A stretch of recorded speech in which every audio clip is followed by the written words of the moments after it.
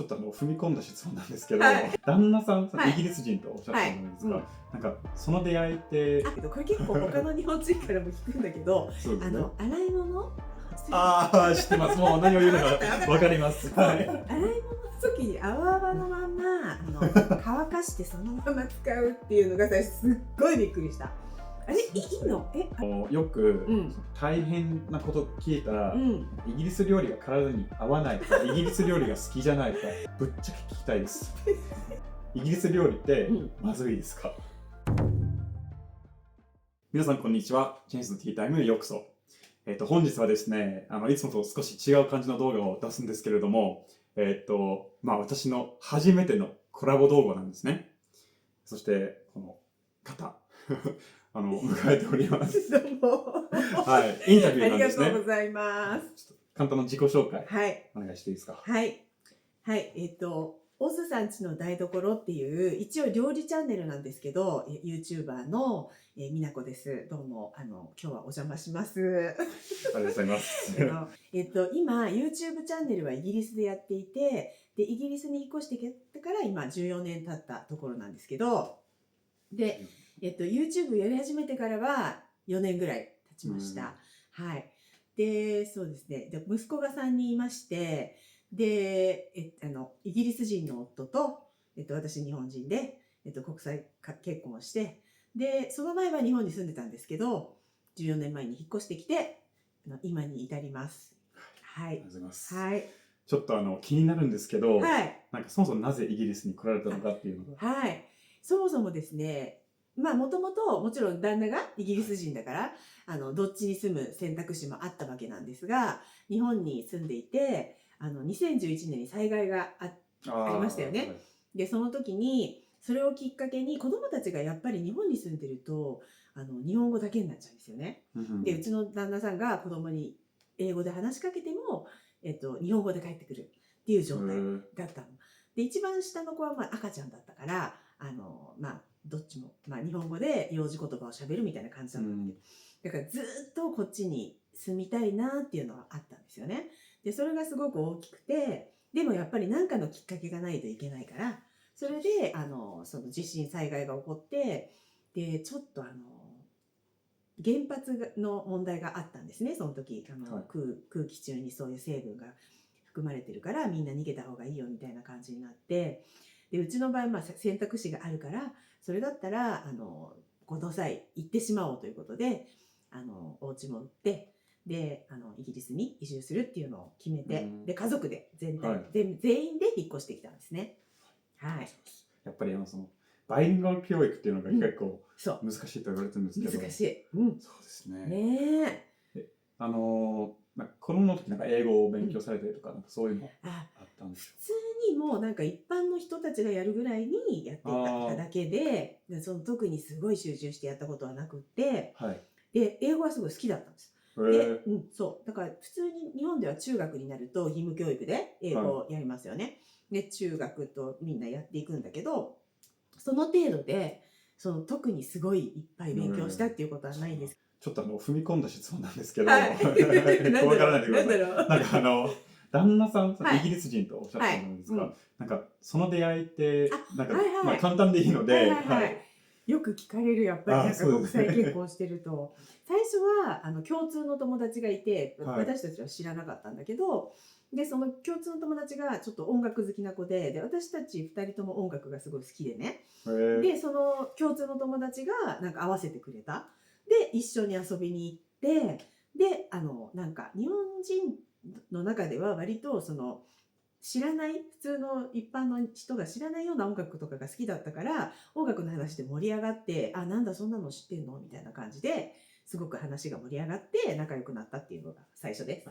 じゃあイギリスのロックとかイギリスの曲とかもう大好きでした。大好きでした。なんか昔パンクも好きだったし、イギリスの音楽もすごい好きだったし、なんか80年代にもうすごいやっぱりポップがすごい盛り上がってた時代に、一番青春時代を過ごしたから、もう、UK ポップはもう大好きだった。ブリッドポップっていう。ブリッドポップ、そうですね。大好きでしたよ。なかなか素敵な出会いじゃないですか。音楽共通の。そういいですね。そうやっぱりそういうなんか共通があると出会っても仲良くなりやすいですよね。やっぱり最初言葉がそんなに通じなくてもね、スポーツとか音楽を通じてね、会話が盛り上がったりするから。そうですね。そうですね。そう。じゃあちょっとそのイギリスに来てばっかりの時について聞いてみたいなと思ってるんですけど、まずこうイギリスに移住する前はイギリスに来られたことありましたか？移住する前はね、実はこれ2回目の移住で、1人目の長男が生まれて、彼がまだ2歳になるかならないぐらいの時に1回来てるんですよね。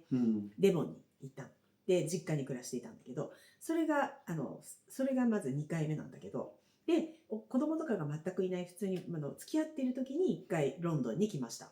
合計でどれぐらいイギリス？そうだね。でも旅行ですよ。本当に。その最初はね、最初は本当に1週間ぐらいの旅行。それが初めてで、ロンドンに数泊して、デボンに1週間ぐらいいたのかな。それぐらい。で、結婚して子供が生まれて、移住したんだけど1年間いて、でも1回帰ったの。で、ずっと日本で暮らしていて、で、上の子が12歳とかまでなってたんだけど、その時点でまた今回引っ越してきたって感じ。そうなんですね。そうなんですよ。じゃあ初めて来た時でもいいんですし、移住したばっかりの時でもいいんですけど、なんかイギリスに住んでみて、なんか感じたカルチャーショックとかについて、カルチャーショックね。聞いてみたいんですけど、イギリス人はこれが不思議だなとかなんか思う瞬間とかありましたか？不思議だなっていうのはね、ちょっと変な話なんだけど、これ結構他の日本人からも聞くんだけど、洗い物知ってます。もう何を言うのか分かります。洗い物の時に泡々のまま乾かしてそのまま使うっていうのが最初すっごいびっくりした。あれいいの？洗い流さないのかなとか思いながら。で、なんか多分成分が違うのかな、日本のと。なんかそのままでいいみたいな、なんかそういう文化がある、結構。文化っていうかなんかそんなになんか気に留めていない感じなのがわかんないんですけどね。なんか適当なのかな。そうだからおおらかすごくで、そういう意味ではいろんなことに通ずるんだけど、洗濯物とかも干して雨降ってでそのまま次の日天気になって乾いたらもうそのまま着たりとかする人も結構いて、でなんかそういうのがちょっと最初。雨降ったらそのまま。そう。それはなかなか。そういう人もいた。そうなんですね。でもそれはもしかしたらその人が特殊だっただけなのかもしれないけど、洗い物の話はあれは結構普通いろんな人から聞く。そう、それかな。あと郵便物が来た時に隣の人に預かってって結構言うでしょ。それ普通知らなかったんですよ、私。だから住んでるところによるかも、近所によるかもしれないですけどね。でびっくりしちゃって、だってなんかね、人のものを預かるなんてそんないいのかなと思っちゃって怖くなって最初断っちゃったんですよ。責任が。そうでなんかって思ってどうもって言っちゃったのね。でもその話を友達にしたら、もっとずっと長くイギリスに住んでる人に言ったら、それ当たり前だからやってあげた方がいいよって言われて、もうそうだったんだってすごいびっくりしました。でもそれ結構なんか好きじゃないイギリス人もいるらしくて。そうなんだ。ちょっと人それぞれそれは。そうですね。そうだからそれを聞いて以来絶対ちゃんと預かってその人たちに持ってったりとかするようにしました。なるほど、ありがとうございます。そうですね、そのぐらいかな。そう、あと郵便物がね時間通りに来ないとか、なんかその日本みたいに2時間指定とかでできないとか。なんていうのないですよね。あとなんか約束してその工事の人が来る時が9時ってなっててもなかなか来ないとか、そういうこと。遅れてくるってことですか？遅れてくるっていうこと。友達が。そう。友達っていうかね、その業者さん、プラマーとか。あるです。だからそれが最初日本ってすっごいきっちりしすぎてて、もう自分も遅れないけど相手も絶対遅れちゃダメっていう文化があるから、もっと緩く。いやでも私もそれ好きじゃないんですよね。好きじゃないですか。なんか日本のその廃校感もあんまり遅れてこないんですか？遅れてこないと思う、あんまり。それいいですね。遅れちゃうとなんか怒られちゃうぐらいの文化かな、日本は。でもそれいいと思います。だってお金払って頼んでるもん。確かに。なのでなんか時間通りに来てほしいんですよね。でいつもなんかちょっと下手な言い訳言われたりとか。確かにそういうこともある。そうだからそれはちょっと違うかなと思って最初はびっくりしたかなっていう感じ。そうですね。はい。ありがとうございます。はい。最初はいろいろこ大変なことがあったと思う。まあ、大変というか、まあ、カルチャーショックとかうんだったりとか、文化の壁とかうんあったと思うんですが、うんまあ、ちょっとイギリスの生活に慣れてくると、うんなんか気に入ったところとか、うん文化とか、習慣とか、何でもいいんですけど、あれば、ぜはいひ教はいえてください。もういっぱいあるんですけど、なんかね、スーパーとかに買い物行ったりとか、公共の場でね、トイレとかに入った時に、私がくしゃみをしたんです、トイレの中で。そしたら、隣の隣ぐらいに入ってたおばさんが、Bless you って言ってくれたの。という、あるでしょ、あるあるでしょ。で、そういうのがすごい好き、やっぱり。なんかないから、日本ではそういうの。で、バス停でバスを待ってたりとかして、ぼーっとしてると、隣のおばさんとかが、なんか世間話をしてきたりとか、そういうのがすごい好きだった。もうすごいなんか最近そういうこともちょっと減ってきた気がするんだけれど、とにかく来た時はね、なんで言ったんだろう。なんかそれがよくわかんないんだけど、なんか前よりなくなった気がして、そういうのがね。で、とにかくね、日本にはないなって私はその時思って、すごく嬉しかった。そうですね。そう。で、あとさっきのそのびっくりしたカルチャーショックともちょっと似てることなんだけど、やっぱりみんなゆったりしてる。すごい。小さいことでは、なんか、いちいち怒らないし、急いでないし、あんまり。特に私、東京出身なので。まあまあ、それはそうだよね。ロンドン行ったらまたちょっと違うかまたもしれないちょっと違う。でも、ロンドンでも、そんなに日本ほど、人を追い抜いて、こう、ガーっていくみたいなのはない。そうなんだ。東京ほどはないと思いました。っていうことかな。はい、他にもいっぱいあるけど、これが最初に来た時にすごい感じたことです。東京では割と店の中でも例えば牛丼屋とか行ったらなんか急いで食べなきゃいけないみたいなプレッシャーを感じたりとか。感じる。そうやっぱりすごい早いよね、何でもかんでも。それはすごい感じる。なるほど、ありがとうございます。はい。じゃあまあその反対に大変だったこと、大変だったことをちょっと聞いてみたいんです。まず来た時ってなんていうの、夫と英語ではいつも英語なのね。英語だったわけ、ずっと日本にいる時も。だからある程度話せてもやっぱり自分の家族以外の人と言語を喋るのって一番重要っていうか、言ってみたら家族同士で他の言語を喋って、私にとって英語だけどね、喋ってるのって英語が喋れるって言えないって私は思うんです。だってそんなことないと思うんですけど、いやでもなんか知ってる言葉しか使わないし、相手も。その自分たちが慣れている人たちじゃないところにいきなりボンって入っていきなり話せるっていうのがもう話せるようになったって言えると思うね。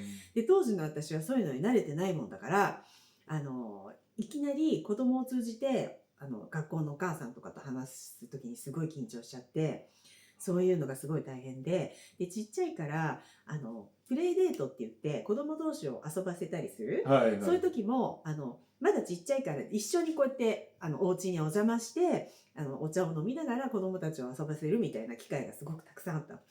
でその時に何話していいか分かんなくて、もう本当にそれが苦労した。なんか緊張しちゃって、汗かいちゃって、でもそれを繰り返すうちにやっぱりそういうことしないとダメなんだなって思った。言語が発達していくのってだからそれを経験したからこそすごいちょっと上の段階に行けたかなみたいなのがある。そうですね。カンファートゾーンから出なきゃいけない。アウトコンフォートゾーンで本当にそれをしないとダメだなって思った。私も日本語初めていろんな人と話してた時はすごく緊張して汗かいて。本当に？みんなそうだと思います。でもそういうの見えないんですけどね。すごいもうだからやっぱりそういう時期を経て。今はなんか英語で知らない人と話して緊張することまだあんまりなくなってきた。でも1時間とか喋るのには何喋ろうって思っちゃうけど、そうね、そんなには ならなくなった。じゃあ結構言語が難しかったというかそれが大変だったことなんですね。言語もでももっといっぱいある。そうですか。いろいろ話そうと思えばあとはやっぱ天気ね。わかります。今日本から帰ってきて1年間交換留学から帰ってきて、イギリスの冬って大変だなと思って、日が短いんですよね。ないです。だから3時ぐらいには暗くなっちゃうのでなんか7日が出てると思ったら急いで外に出ないともうずーっと浴びるチャンスがなくなったり、朝のうちに10分くらい日が出た時にもうパッて外に出てなるべく顔に浴びるようにしないとちょっとね精神が暗くなっていっちゃうっていうか、自分で努力していかないとダメなところかな。それは慣れるまでにちょっと時間かかったかも。そうですね。私今まさにそれ感じててて、はい、日本の冬っていつもさ晴れてる。はい、うん晴れてるしそう真っ青だし、真っ青だし、乾燥はしてるんですけど、してるけどでも気持ちがいい。うんそう冬はね日本がいいですよねやっぱりね。そうですね。東北とか九州とかになるとまた違うかもしれないまたんですけど、違うと思うけど、東京はずっと晴れて確かにます。確かに東京は本当に確か80から90%ぐらい冬晴れなんですよね東京はね。でよくなんか、はいイギリスに引っ越してきて、留学でも来て、はい日本人の友達がいるんですけど、よく、その大変なこと聞いたら、イギリス料理が体に合わないとか、イギリス料理が好きじゃないとか、あるいは普通に日本料理が食べたいという気持ちのある人結構多いと思うんですが、確かに。そして YouTube 上とかネット上で、イギリス料理はまずいんだみたいなそういう情報結構多いと思うんですが、あるぶっちゃけ聞きたいです。本当なんか正直にね、はい。イギリス料理ってまずいですか？気を使わずに。私ね、そうドラムロールドラ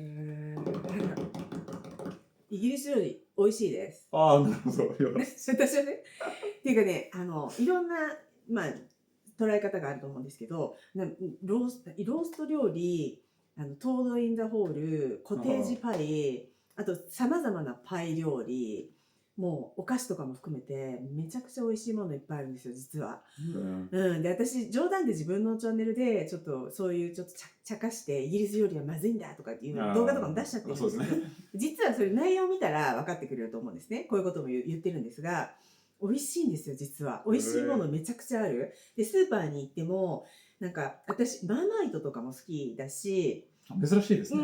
でも味噌みたい。そんな味噌で確かに言われてみれば、そうなのでね、スープとかに野菜スープとかに入れると味が濃くなって美味しいので、だしみたいな感じ。とにかく私イギリスいざもし日本に行ったら行ったで、あれ食べたいとか、イギリスのソーセージめちゃくちゃ美味しいんですね。あともう世界一美味しい。私はソーセージもイギリスのが一番美味しいと思うんですよ。なんか日本人でなんか分かってる人少ないと思うんですけど、なんか日本のソーセージって大体ドイツのソーセージ、ドイツに似ている感じの。そう、あとイギリスのソーセージ全然違うんですよね。違う。それだから生だから日本になかなか輸出されないのかないんですよね日本に。だから日本ですっごい食べたくなるものの一つがイギリスのソーセージなんですよね。そうですか。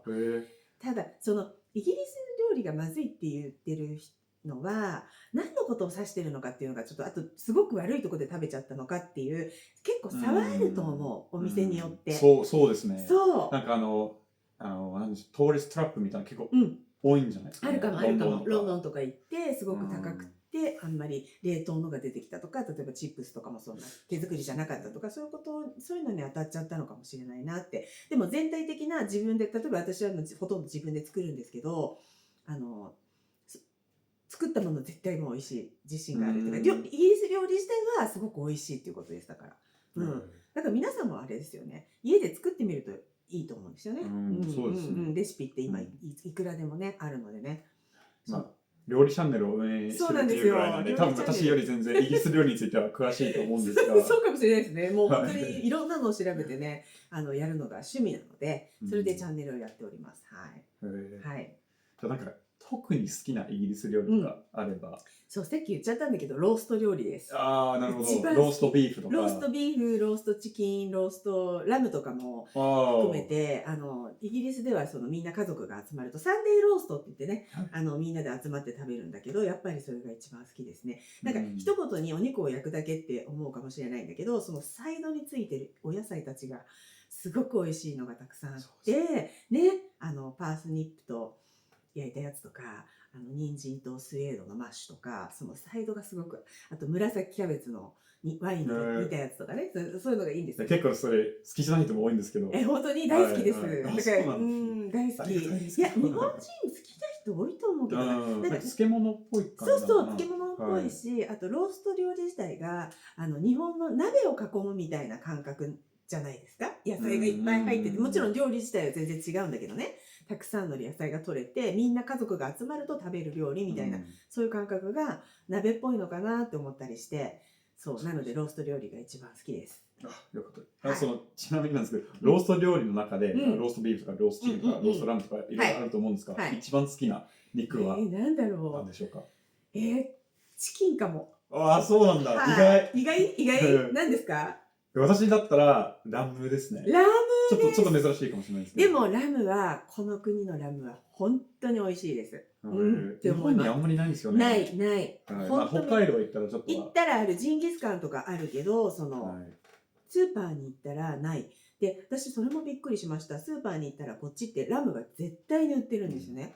羊が多い国なんで。羊が多い国ですからね。そう。だから普通にみんなが日本でビーフとかチキンとか買うようにそういうものがあるの。最初それびっくりしましたね。日本人の友達と多くは結構ラムのダメな人多いですね。癖があるっていうか。確かに食べ慣れてないからちょっと最初抵抗があるのかもしれないんだけど、こっちのラム食べたら多分食べれるようになると思う。すごいこっちの臭みが少なくて美味しい。よかったですね。はい。よかったです。でもチキンですね。でもチキン好きですね。チキン。なんか健康のためもあるし、ちょっとこの年になるとなんか考えなきゃいけなくって、だからチキン一番よく食べます。はい。いいですね。はい。ありがとうございます。はい。じゃあ反対になんですけど、好きじゃないイギリス料理、これはちょっと抵抗があるみたいな。っていうかね、食べたことないんですけど、言っていいですか？もうね、もちろん。うなぎのゼリー。もう自分も食べたことないです。ちょっとね。あれイギリス人は思ってます。見ただけでちょっとっていう感じで、なんかうなぎは好きですよ。日本のうなぎのかば焼き食べました？食べました。美味しいですね。あまり好きじゃない？いやでも食べれます。まずいってわけじゃないんですけど、皮が食感があんまり。確かにヌルヌルしてる感じ、ちょっと。だからあんま苦手な人全然もうあれなんだけど、やっぱりそれをさらにヌメヌメさせた感じのゼリーに入れるっていうのがちょっと理解不能で、食べたこともないし、ちょっとそれだけはダメと思って。私もそれダメだと思います。ただ、ちょっと好奇心があって。食べたの？いや、まだ。でも、あったら、ちょっと食べてみたいなっていう気持ちはあります。まずくても。どんなの？なんでこれが売られてるのか、すごい気になる。確かにすごい気になる。なんでなんでしょうね。やっぱり昔栄養があったから、そうやって一応ゼリーにすれば日持ちがしたとか。まだ売ってるっていうのは、まだ好きな人がいるってことですもんね。そうだからあれはすごい不思議だなって思う。そういう食べ物は日本にもいっぱいありますからね。お互い様っていうことで。はい。ありがとうございます。はい。イギリスに最近、結構なんか日本料理のブームが起こってるっていうか、街中の日本料理が結構増えてきてると思うんですが、よく行かれますか？自分で作るのかな？自分で私の場合作っちゃうんですけど、やっぱどうしても食べたくなってこう探すことはありますね。で、なんかファストフードチェーンとかみたいな感じで、なんだっけ、いつとか、お寿司のなんかフランチャイズは結構見る。で、やっぱりどうしても食べたくなって買っちゃったりするんですけど、なんかご飯がなんかちょっと違う。どうしてもご飯が違う。そう。でもそれにはすごい理由があって、いい理由があって、で私もお寿司をちょっとケータリングでやってみようと思ったんですよ。ビジネスで自分でね。でその時に保険のなんていうハイジンセーティフィケートなんていうんだろう。ご飯に対して厳しいんですよね。ご飯に対してすごく厳しいの。だからできないんですよ。ご飯をそのままだから日本で売ってるようなクオリティで作ろうと思えば今はいくらでも作れる。材料が安いし、お米とかも手に入るんだけど、そのキープする温度を何度以下にしなきゃいけないっていうのがすごい厳しい。だからその温度でキープするとああいうふうに硬くなっちゃうんですよね、ライスが。だから日本みたいに常温でおにぎりを売ったりとかができないから、常温で売れればいつもの美味しい味で売れるんだけど、お米に昔ねサルモネラ菌で食中毒が広がったっていう歴史があって、それからダメになっちゃう。そうですね。なんか冷凍もしちゃダメとかなんかいろいろある。ルールあって。すごくルールがたくさんあって、でそれで美味しいお寿司ができないというか、ご飯がああいうふうになっちゃうんですよね。そういうことだったんですね。そういうことだったんですよ。知りませんでした、本当に。ありがとうございます。貴重な情報をいただいて。本当ですか。そう。やりたい、今でもね、おにぎり屋さんやりたかったなとかね、あるんですけど、それでいつもと同じのが出せないならっていうので、結構できなかったっていうのがあります。魚の方はどうですか？魚がなんか3種類しか売ってないね、私はそのイメージです。ね、サーモンかタラかサバの3種類しか売ってなくってスーパーで。たまにマグロがあるっていう。そうですね、たまにマグロのこうフィレみたいの売ってて、だからなかなかもうお魚に関しては食べなさすぎて食べれなくなってきちゃって、なんか日本でお寿司屋さん行ってもそれこそ光り物を食べる、なんかちょっと怖くて食べれなかったりとか、そういう風になっちゃうぐらいもうずっとこっちに住んでるとお魚がもう3種類なのでね。確かにノッティンハム、ノッティンガムだと割となんかビッグナイの方ですし。そうだからもともとそんなにで食べる人も少ないし、フィッシュモンガーとか一応あるんだけど、なんかこうね、新鮮じゃない気がしちゃって、インランドね、この真ん中だから、なんかそんな感じがしちゃってね、あんまり食べなくなっちゃいました。だからやっぱりタラかサーモンばっかり食べてます。一応エビとかもあるんです。そうですね。だからシーフードは結構食べる。エビとか、ホタテとか。でもちょっと高い。なんで海に囲まれてるのにこんなに高いのかなってすごい不思議に思います。他の国に売ってる売っちゃうから。ね、いろいろあるんでしょうね。自分も不思議なんですけどね。そう、それがちょっと不思議。でもサーモンってイギリスサーモン割と美味しいと私は思ってるんですけど、どうですか？脂が乗っててサーモンはめちゃくちゃ美味しいと思います。スコットランドのとかすごい味がいいし、そうそう、日本のとはちょっと違うね。日本のはもう塩漬けされている状態で切ったやつが売ってて、なんかちょっと違う。大体日本の寿司屋で使ってるサーモンと同じ海で取ってますよね。でもそっか。ノルウェーの近くの。結局同じなんだよね。そうですね。イギリスでお寿司を食べるならサーモンがおすすめなんですけど。確かに。で、イギリスの人たちもお寿司っていうとサーモンって思ってる人たちがすごく多くてね。で、いつとか行くとサーモンしか入ってないんですよ。美味しいんですけど、なんか美味しいけど違う種類も欲しいんですよ。そう、日本のお寿司のセットといえばもういろんなものが卵とかね、いろいろ入っててっていうのがないからちょっと寂しい気はしますけどね。でもマンチェスターとか行くとたまにちょっと本格的なのね。マンチェスターいろんな国の方がいるからね。住む場所にもよるけど、大都市に行けば大きければ大きいほどそういうのあるけど、ノッティンガムぐらいだとないですね。なかなか。寿司以外は食べられた？寿司以外の日本食はなんかたまに食べるんだけど、日本人がやってるレストランっていうのはもうまずないじゃないですか。大体なんかタイ人か中国人がやってるイメージですね。そうやってるイメージで、だから何かがやっぱちょっと違ったりとか、その中でも別に食べれるものはあるんだけど、それだったら自分で作っちゃった方が美味しいってことで、こっちに住んでる日本人はほとんどみんな料理が上手で、すごい必然的に。そうなの、必然的に下手だった人も上手くなっちゃうんですよ。本当にそうだからみんなすごい自分の家で何でも作っちゃう。納豆作ってる人もいるし、お味噌も作っちゃったりとか。なんか料理が上手な人がすごく多いです。なるほど、大事ですよね。大事ですね。食べることはね。はい。おずさんちの台所のみなこさんとのインタビューのパート1はこれで終わりです。初めてのクラブ動画で刺激が多くて、そして素敵な方でしたので、本当に楽しかったですね。来週パート2を出します。パート2ではイギリス人との国際恋愛と国際結婚の苦労と魅力、そしてバイリンガル教育の大変さ、日本が恋しくなる瞬間と海外で暮らす上でのリアルな幸せなどについて話します。